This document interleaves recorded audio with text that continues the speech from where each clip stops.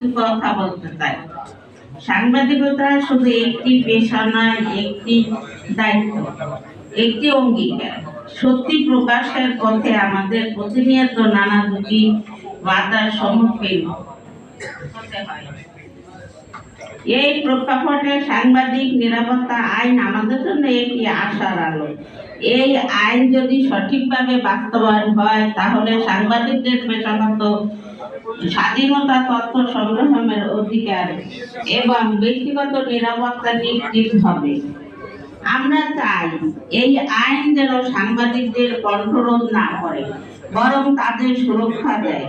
আমরা চাই যেন কোনো সাংবাদিক তথ্য প্রকাশের কারণে হয়রানির শিকার না হয়।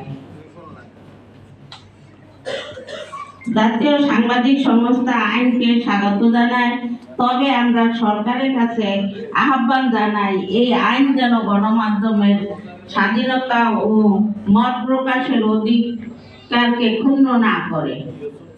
সাংবাদিকের নিরাপত্তা মানে গণতন্ত্রের নিরাপত্তা। তাই আসুন আমরা সবাই মিলে একটি নিরাপদ, স্বাধীন ও দায়িত্বশীল সাংবাদিকতার পরিবেশ গড়ে তুলি।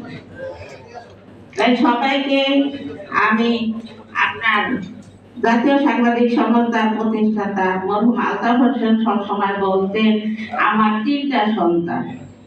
আমি প্রশ্ন করতাম 3টা সন্তানকে, তখন বলছে আমার 2টা সন্তান, আর জাতীয় সাংবাদিক সংস্থাও আমার সন্তান। তাই আপনারা আমার সবাই আমার সন্তান।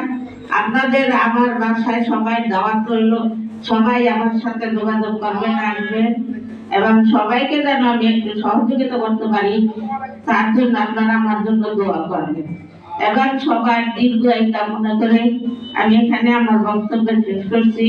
আসসালামু আলাইকুম।